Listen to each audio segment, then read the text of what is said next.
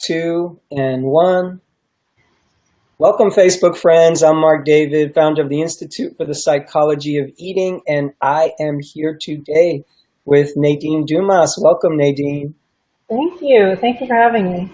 Yeah, I'm glad we're here. So, Facebook friends, here's what this is about. We're going to be talking about my life as an eating psychology, mind, body, nutrition coach. Nadine is a graduate of our training, eating psychology coach certification training, and she also comes in with her own very unique background in, a couple of different fields. So, Nadine, first tell me, when did you graduate the training?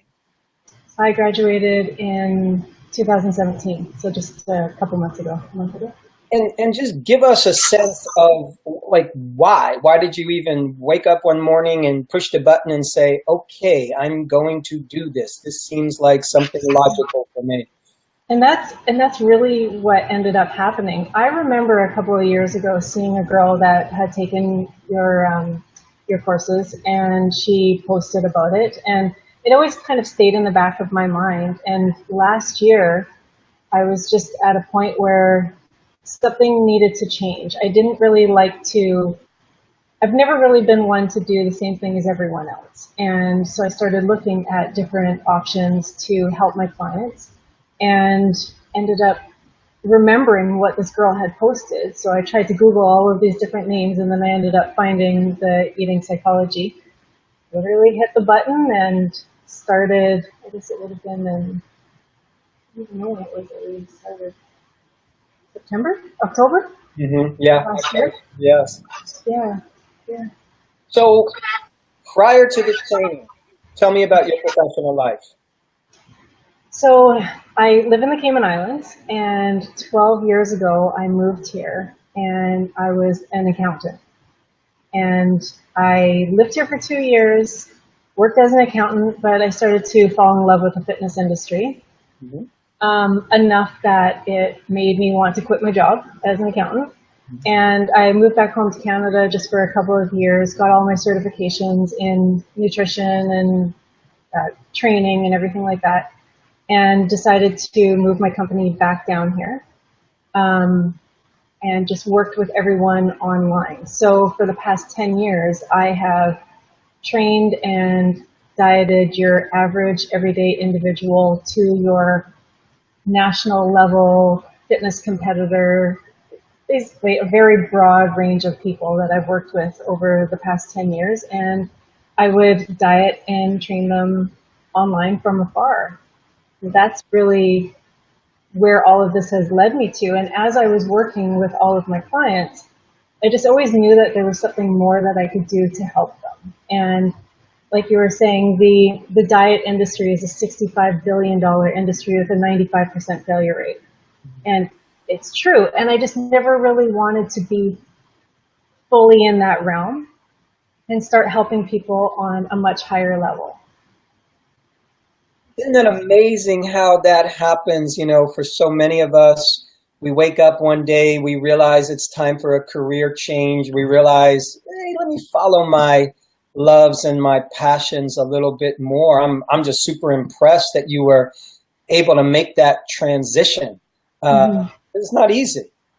It's not, and it's scary at the same time. And to be working with clients at the same time, I'm also a mother, so I have a little boy that I have to make sure I'm taking care of. And then I just did all of my studying either at night or first thing in the morning. And to me, it was 100% worth it. Mm-hmm. In the end. And the changes that I've been able to see in my clients and what I've been able to apply to them right now is beyond what I ever thought that I could actually do. Wow. I'm going to ask you a question about that in 1 second, but I just want to say, for those people tuning in live right now, feel free to say hi in the comments section below. Just say hi, let us know where you're from, and send some love our way. I'm interviewing Nadine Dumas about your professional universe. So tell me, how did the training that you did with us impact your work, your approach? Did it change things? Tell me how. It did, and I can even just give you one example where for the past for the past 8 years, I have been doing transformation challenges. And especially with social media, transformation challenges are really, really great because they're going to show the before and after. And I had done 15 of them, and I was in my 15th challenge, and I was taking your courses, and for lack of better words, it was probably the worst transformation challenge I ever had from a standpoint of a physical transformation. And the reason why was because I was able to use all of the eating psychology on my clients rather than just actually working from a nutrition perspective. So I had them think about things more. I posed questions more to them, and the changes within them was remarkable. It may not have fully reflected from a number on the scale or what it is that they look like on a before and after, but the biggest thing for me was the changes that are now going to be happening for them as they continue to move forward, because they were finally able to, or we were finally able to answer so many questions to what was actually going on in their lives rather than jumping from diet to diet to diet. That was amazing. Yeah, that must have been great, because all of a sudden you're not just dealing with pounds and calories, you're dealing with, you know, your fellow humans on a deeper level. It's more rewarding.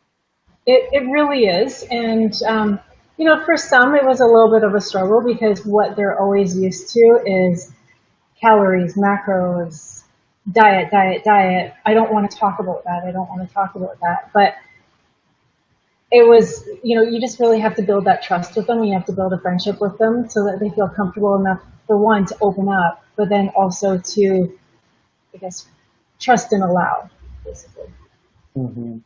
Yeah. It is a big mind shift for so many people. I think you're right, because we've been so conditioned and so programmed that weight is just a function of calories in and calories out. And if we can, you know, just get that magic formula, somehow it's going to work. So tell me what your professional life looks like these days in terms of just, you know, a week in the life or a day in the life of Nadine. Like, give us a download here. Well, it's interesting. It's interesting, especially living on an island. I do have a little one, so now we're on summer vacation, and so there's a lot more. Pardon me? How old is your boy? 5.5. Oh, what a great age. Yeah. Yeah, it's so much fun. So much fun.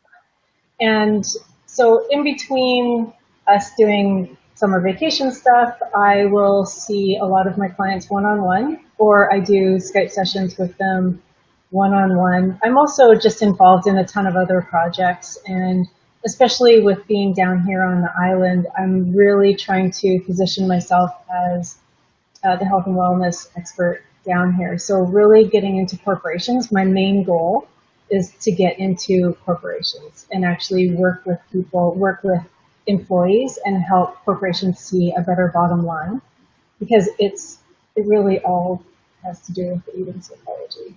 It really does. Is there enough corporate characters in your part of the world to actually do that? You know, I'm assuming there's a lot of, you know, business based in the Cayman Islands, financial, banking, etc. Is that correct? Yeah, absolutely. And it's a different lifestyle, I guess, down here as well, just because there's so many expats. Probably half of the island are expats. So it's people from all over the world. And I'm also dealing with people, because they're from all over the world, their lifestyles are different. The way that they were raised was different. The types of food that they were eating was completely different. And then everyone's just kind of thrown in together down here on the island, and you try to make it work, and it's a very social island, and so everyone's eating out, and it's just really trying to work with the space that I'm actually in and what it is that I have.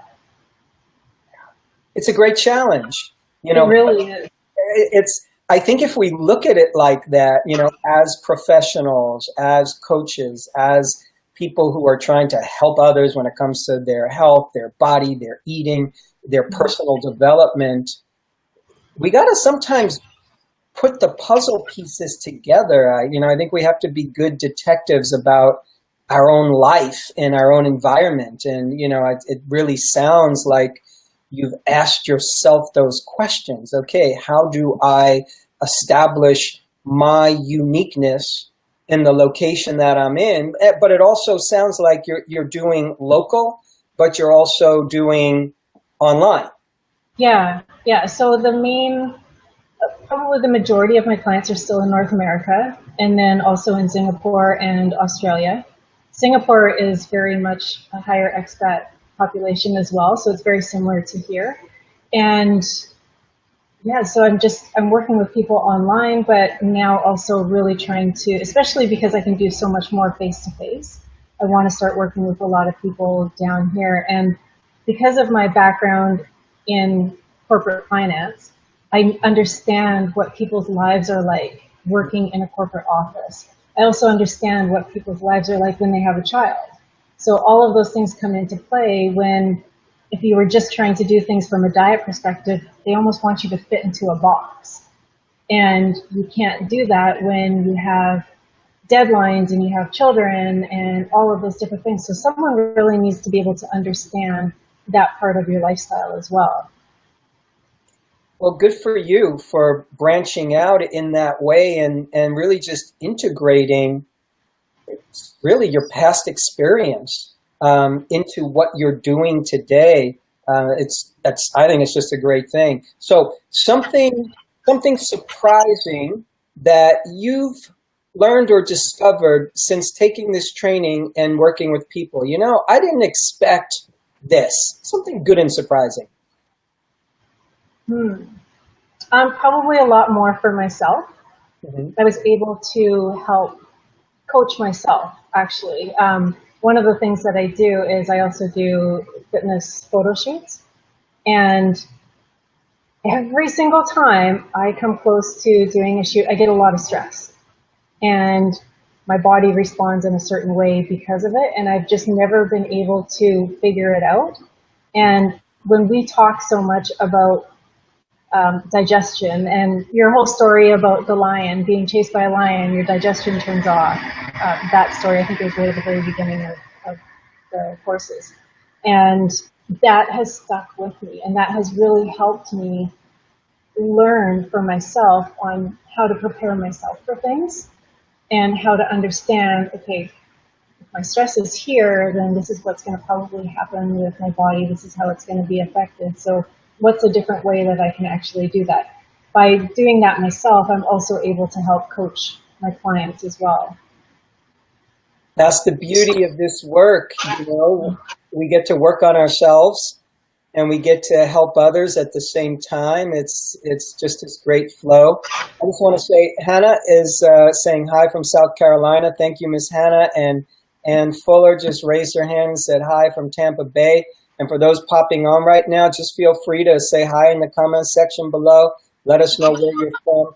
Okay, anything come to mind for you in terms of just a memorable client moment that was more breakthrough or transformational that you can attribute to, just some of the insights you've learned from the Institute, from the training?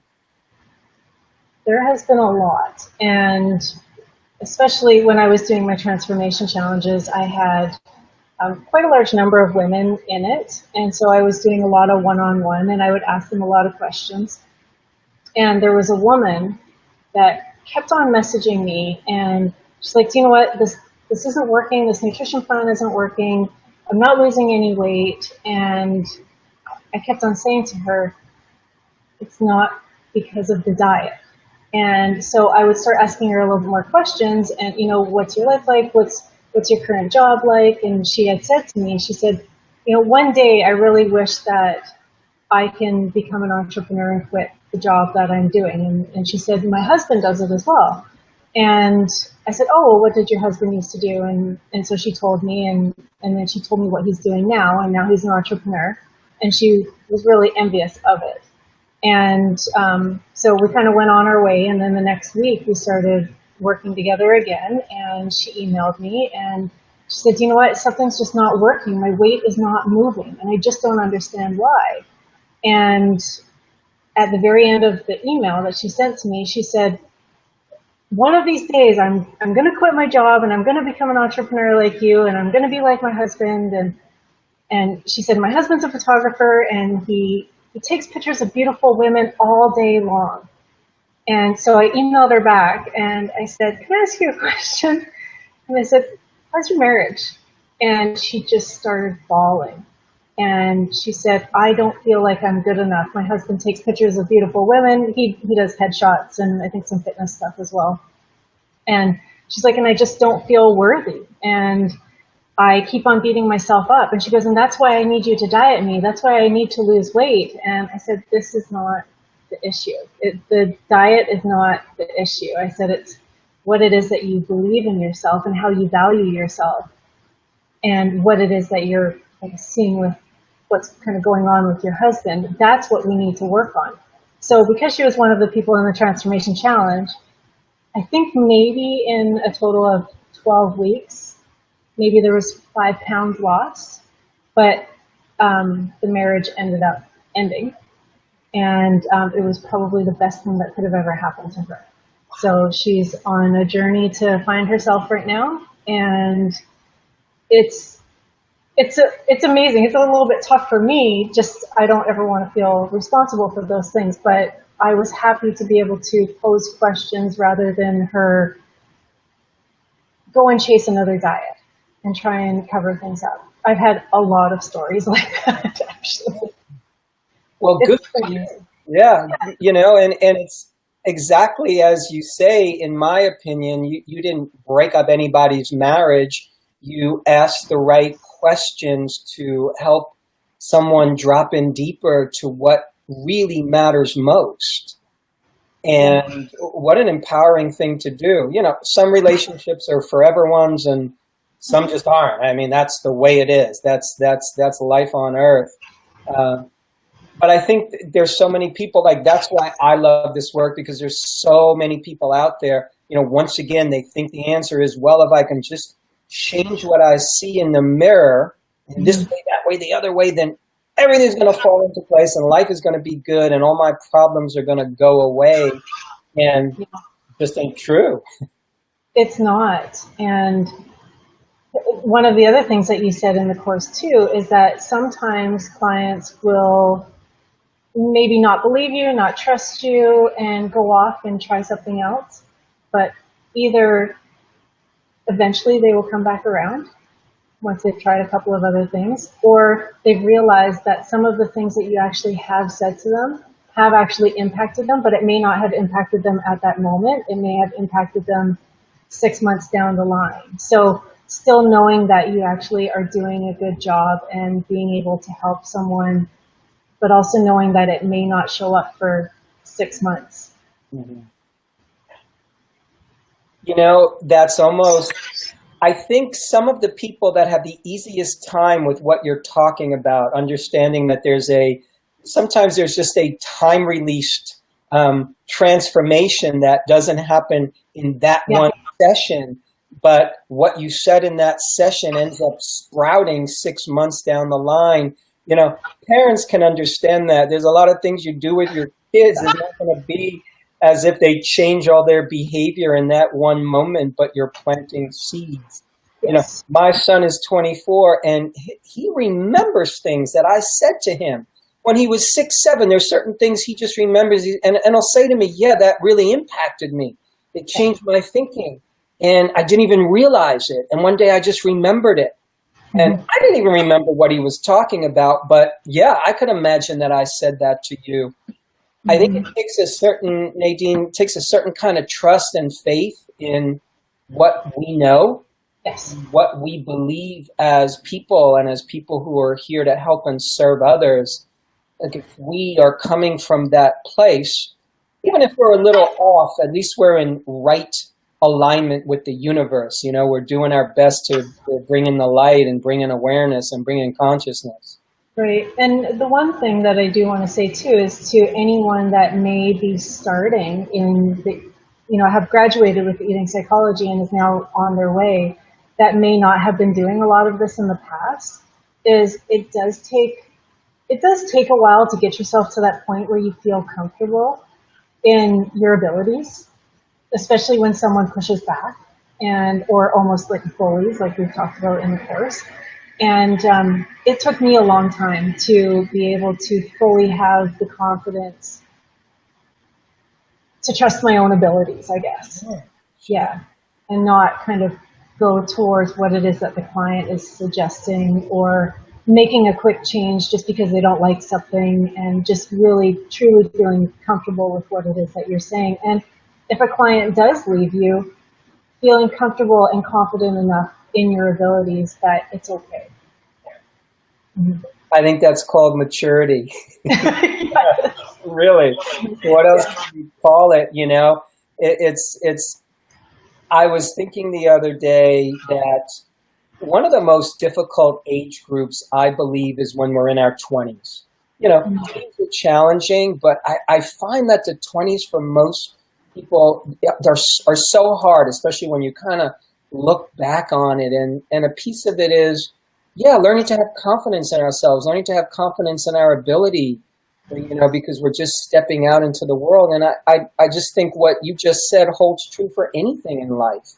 Whether you're going to be an athlete, whether you're going to be an accountant, you know, you learn certain things and then you're out in the field and all of a sudden you're doing it and you're dealing with people and you're dealing with issues and you're dealing with mistakes and you're dealing with, oh my goodness, what do I do with all this information? And so much of the learning happens on the job.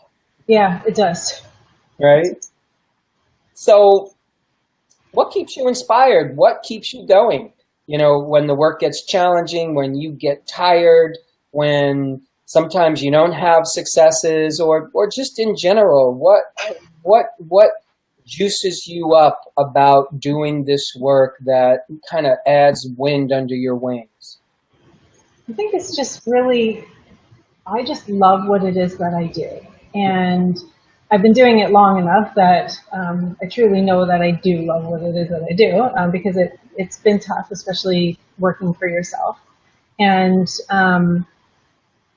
always knowing that there's someone that needs some help, whether it's just through a conversation. Like I do a little bit of this with my friends. Sometimes I have to tiptoe around it a little bit so I don't offend anyone, or turn on the eating psychology hat when it should be turned off. But it's just, I just love helping people, and it fuels me every single day. And I do find that when people know what it is that you do, they kind of gravitate to you a little bit, and maybe they won't even say anything, but maybe something rings a bell during a lunch date or something like that, or a coffee date with a friend, and you just being able to offer a tiny bit of advice, you can just see something, a little light bulb going off in their head, or anything. And that's what fuels me every day. That's what it is that I love. I love doing it. Maybe sometimes I need to turn the little job hat, eating psychology hat off every once in a while, but I love doing it. Mm-hmm. Yeah. Yeah. I'm glad you said that, by the way, because it just reminds me of my own self. I tend to not turn off the eating psychology hat, and I really have to consciously do it because it becomes such a part of me, you know, and such a persona, and it's fun. You know, there's a level where it's fun, and I also have to remind myself that I'm all these other people as well. Well, and I think sorry to interrupt. I think one of the other things too is that everyone talks about food. Everything revolves around food, and more than likely, you're going to run into someone that is going to say something about the way they look, how they feel, what it is that they're eating, what their emotions are like, and it all ties to food. So it's hard to actually turn that off when you can easily just something else about it. And you can just, like, even politely just make some kind of roundabout question or comment that might just be able to sit in that little space in the back of their head, and just something for them to think about. Where do you see your work going in the future? You mentioned working in corporations. Do you want to do exclusively that? Do you still want to see private clients? Like, just 2-3 years from now, if you could wave your magic wand, exactly what would it look like for you? I'm really liking the corporate wellness space, just because I love working with those types of people, I guess. And I like helping companies, I guess, from a bottom line perspective, and helping companies see, what's affecting sick days and what's affecting productivity and brain fog in all of your employees. And I would love to be working for a couple of big corporations and just being able to go in there and be a sounding board for a lot of their employees to help their companies build. And companies are focused on that bottom line. So if you can really detail it towards that, that can really help. But it's also helping individuals as well. Stop chasing the diet, stop chasing this, stop chasing that, and really just concentrate on what truly is going on in their lives. I would love to be able to work with clients still one-on-one as well. But that's really probably the area that I want to go, is still working with clients, just trying to figure out how, what we were talking about earlier with the energy, is just making sure that my energy stays at bay and doesn't go in a spiral downturn. Yeah.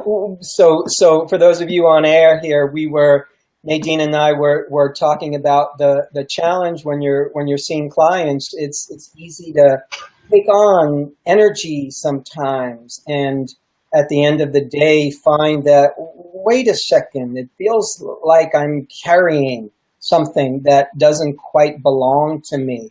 I think part of that is so many of us are really good at listening and being compassionate and being understanding and caring.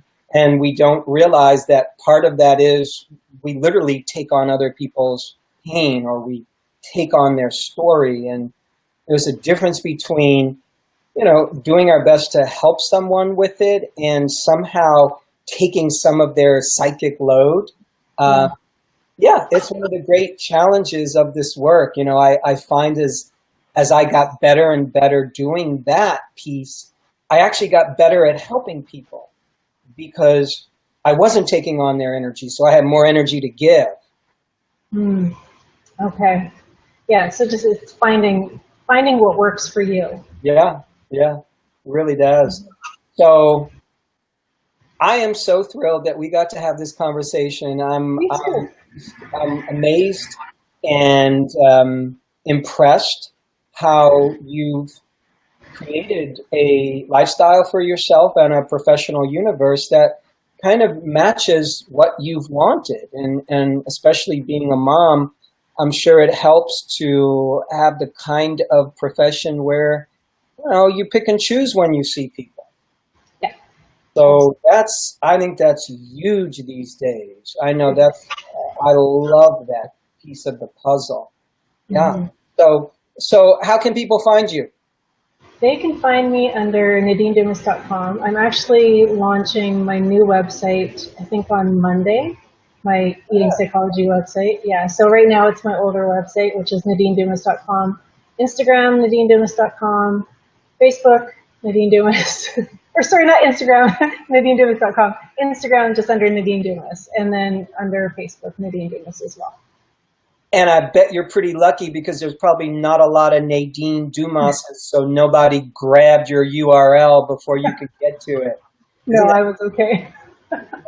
When I first started the Institute, however many years ago it was, 12 years ago, I wanted to get psychologyofeating.com. So I went on to whatever it was, GoDaddy, and psychology of dogs, psychology of boys, psychology of women, psychology of, horses. Everything was taken except for psychology of eating. And I thought, really? That's a nice sign from the universe. I got exactly what I wanted. Because nobody was in those terms. Yeah. Yeah. Yeah. I think you've just done a wonderful job with building this community and building an education that can help people so much further than what the average, diets and exercising and everything can. So it's amazing. Thank you so much. And let me give a plug on that note. If anybody's tuning in right now and you're interested in the training, Enrollment's in full swing right now for our next training. So if you want to learn more about the eating psychology, mind, body, nutrition coach certification training, email us.